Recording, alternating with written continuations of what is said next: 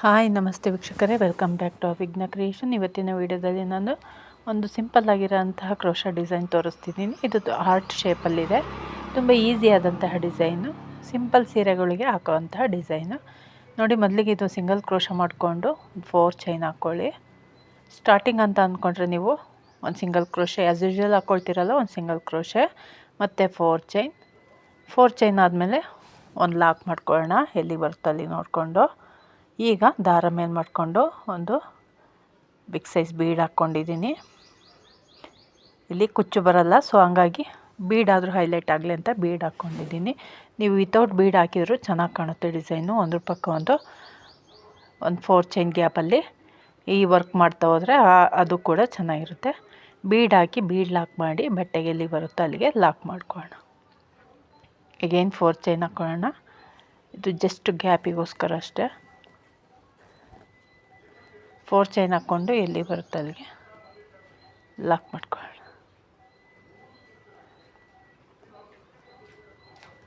ಈಗ ಚೈನ್ ಹಾಕ್ಕೊಳ್ಳೋಣ. 1 2 3 4 5 6 ಚೈನ್ ಹಾಕ್ಕೊಂಡು ನಾವು ಸಿಂಗಲ್ ಕ್ರೋಶ ಮಾಡಿದ್ದೀವಲ್ಲ, ಆ ಸಿಂಗಲ್ ಕ್ರೋಶಕ್ಕೆ ಮತ್ತೊಮ್ಮೆ ಸಿಂಗಲ್ ಕ್ರೋಶ ಮಾಡ್ಕೊಳ್ಳೋಣ. ನೋಡಿ, ನಾನು ತೋರಿಸ್ತಾ ಇದ್ದೀನಿ ನೋಡಿ ವಿಡಿಯೋದಲ್ಲಿ, ಅದೇ ರೀತಿ ಮಾಡ್ಕೊಳ್ಳಿ. 4 ಚೈನ್ಗೆ ಒಂದು ಸಿಂಗಲ್ ಕ್ರೋಶಕ್ಕೆ ಒಂದು ಸಿಂಗಲ್ ಕ್ರೋಶ. ನಿಮಗೆ ಇದು ಬರಲಿಲ್ಲ, ಅಲ್ಲಿ ಸಿಂಗಲ್ ಕ್ರೋಶಕ್ಕೆ ಸಿಂಗಲ್ ಕ್ರೋಶ ವರ್ಕ್ ಮಾಡೋಕ್ಕೆ ಬಂದಿಲ್ಲ ಅಂದರೆ ಪಕ್ಕದಲ್ಲೇ ತುಂಬ ನಿಯರೆಸ್ಟಾಗಿ ಒಂದು ಸಿಂಗಲ್ ಕ್ರೋಶ ಕೂಡ ಮಾಡ್ಕೋಬೋದು. ಸಿಂಗಲ್ ಕ್ರೋಶ ಪಕ್ಕದಲ್ಲೇ ಜಾಯಿಂಟ್ ಆಗಿದೆ ಅನ್ನೋ ರೀತಿ ಒಂದು ಸಿಂಗಲ್ ಕ್ರೋಶ ಕೂಡ ಮಾಡ್ಕೋಬೋದು. ಈಗ ಅಲ್ಲಿ ಲೂಪ್ ಆಗಿದೆ, ಒಂದು ಲೂಪ್ ಫಾರ್ಮ್ ಆಗಿದೆ. ಆ ಲೂಪನ್ನು ಲೆಫ್ಟ್ ಹ್ಯಾಂಡಲ್ಲಿ ಈ ರೀತಿ ಇಟ್ಕೊಂಡು ಆ ಲೂಪ್ಗೆ ಒಂದು ಸಿಂಗಲ್ ಕ್ರೋಶ ಮಾಡ್ಕೊಳ್ಳೋಣ.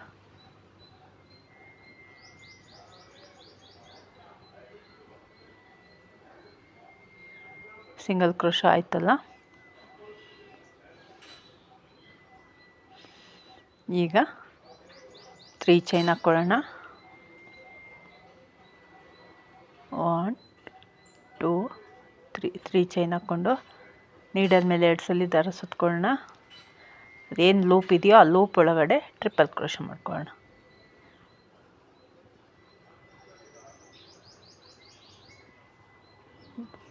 ನೀಡಲ್ ಮೇಲೆ 2 ಸಲ ದಾರ ಸುತ್ಕೊಂಡು ಲೂಪ್ ಒಳಗಡೆ ನೀಡಲ್ ಹಾಕಿ ದಾರ ತೊಗೊಬರ್ಬೇಕು. ನೀಡಲ್ ಮೇಲಿರೋ ದಾರನ ಎರಡನ್ನ ಒಂದು ಮತ್ತು ಎರಡನ್ನ ಒಂದು 3 ಸಲ ಮಾಡ್ಕೋಬೇಕು.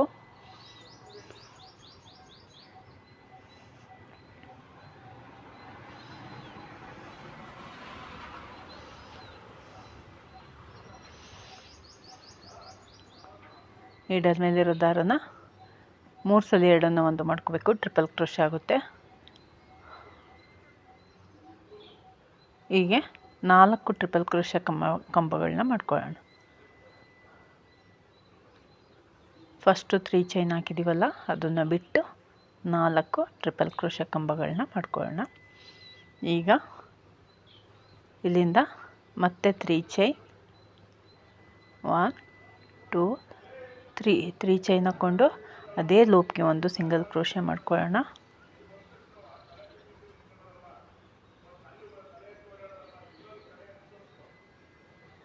ಮತ್ತೆ 3 ಚೈನ್ ಹಾಕ್ಕೊಳ್ಳೋಣ.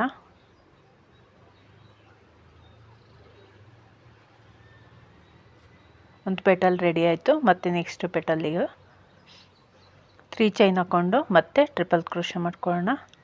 ಇಲ್ಲೂ ಕೂಡ 4 ಟ್ರಿಪಲ್ ಕ್ರೋಶ ಮಾಡ್ಕೊಳ್ಳೋಣ.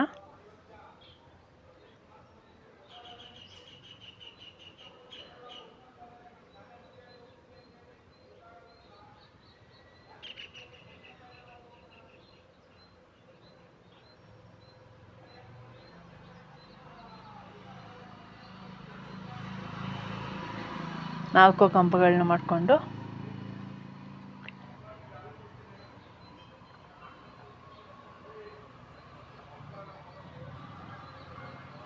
ಈಗ 3 ಚೈನ್ ಹಾಕ್ಕೊಳ್ಳೋಣ. 2 3 ಚೈನ್ ಹಾಕ್ಕೊಂಡು ಅದೇ ಲೂಪ್ಗೆ ಮತ್ತೊಂದು ಸಿಂಗಲ್ ಕ್ರೋಶ ಮಾಡ್ಕೊಳ್ಳೋಣ. ಒಂದು ಡಿಸೈನ್ ಕಂಪ್ಲೀಟ್ ಆಗುತ್ತೆ. ಆರ್ಟ್ ಶೇಪಲ್ಲಿರುತ್ತೆ. ತುಂಬ ಈಸಿಯಾದಂತಹ ಡಿಸೈನು. ಜಸ್ಟ್ 1 ಅವರಲ್ಲಿ ಕಂಪ್ಲೀಟ್ ಸೀರೆ ಕಂಪ್ಲೀಟ್ ಮಾಡ್ಕೋಬೋದು. 1 ಅವರ್ ಇದ್ದರೆ ಒಂದು ಸೀರೆ ಫಿನಿಷ್ ಮಾಡ್ಬೋದು.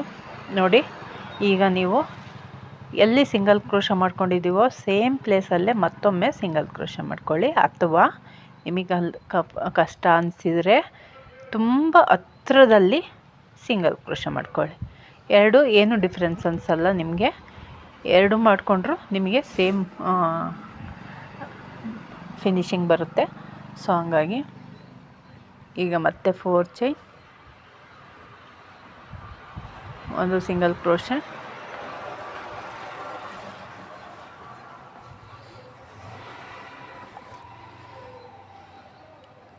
ನೋಡಿ ಡಿಸೈನ್ ಕಂಪ್ಲೀಟ್ ಆದಮೇಲೆ ಈ ರೀತಿ ಕಾಣುತ್ತೆ. ಒಂದು ಹಾರ್ಟ್ ಶೇಪಲ್ಲಿ ಒಂದು ಡಿಸೈನ್ ಕಂಪ್ಲೀಟ್ ಆಗುತ್ತೆ. ಈಗ 4 ಚೈನ್ ಹಾಕ್ಕೊಂಡು ಸಿಂಗಲ್ ಕ್ರೋಶ ಆದಮೇಲೆ ಬೀಡ್ ಹಾಕ್ಕೊಳ್ಳೋಣ. ಬೀಡ್ ಹಾಕ್ಕೊಂಡು ಬೀಡ್ ಲಾಕ್ ಮಾಡಿ ಬಟ್ಟೆಗೆ ಲಾಕ್ ಮಾಡ್ಕೊಳ್ಳೋಣ. ನೆಕ್ಸ್ಟ್ 4 ಚೈನ್ ಹಾಕ್ಕೊಳ್ಳೋಣ. 4 ಚೈನ್ ಬದಲಿಗೆ ನಿಮಗೆ ಇದು ಡಿಸ್ಟೆನ್ಸಿಗೋಸ್ಕರ, ಸೊ ಹಂಗಾಗಿ ಒಂದು ಡಿಸೈನ್ ಮತ್ತೊಂದು ಡಿಸೈನ್ ಮಧ್ಯೆ ಡಿಸ್ಟೆನ್ಸಿಗೋಸ್ಕರ 4 ಚೈನ್ ಬದಲಿಗೆ 3 ಚೈನ್ ಕೂಡ ಹಾಕ್ಕೊಳ್ಳಿ. ಇನ್ನೂ ಹತ್ತತ್ರ ಬರುತ್ತೆ, ಇನ್ನೂ ಚೆನ್ನಾಗಿ ಕಾಣುತ್ತೆ ಡಿಸೈನು. ಈಗ 6 ಚೈನ್ ಹಾಕ್ಕೊಳ್ಳೋಣ. 2 3 4 5 6 ಚೈನ್ ಹಾಕ್ಕೊಂಡು ಸೇಮ್ ಸಿಂಗಲ್ ಕ್ರೋಶದೊಳಗಡೆ ಮತ್ತೊಮ್ಮೆ ಸಿಂಗಲ್ ಕ್ರೋಶ ಮಾಡ್ಕೊಳ್ಳೋಣ.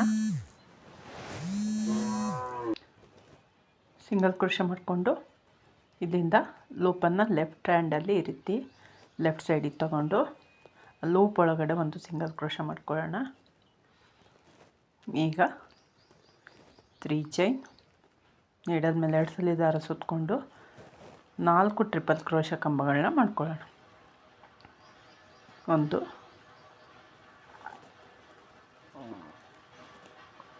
3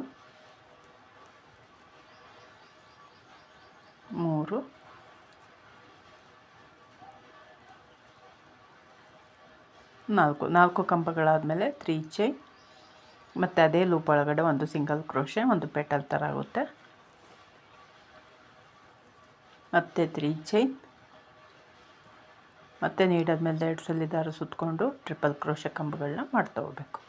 4 ಟ್ರಿಪಲ್ ಕ್ರೋಶ ಕಂಬಗಳನ್ನ ಮಾಡಬೇಕು. ಫಸ್ಟು 3 ಚೈನ್ ಹಾಕ್ಕೊಳ್ತೀವಲ್ಲ ಅದನ್ನು ಬಿಟ್ಟು, ಲಾಸ್ಟು 3 ಚೈನ್ ಹಾಕ್ಕೊಳ್ತೀವಲ್ಲ ಅದನ್ನು ಬಿಟ್ಟು 4 ಕಂಬಗಳನ್ನ ಮಾಡ್ಕೊಳ್ಳೋಣ. 3 4 4ನೇ ಕಂಬ,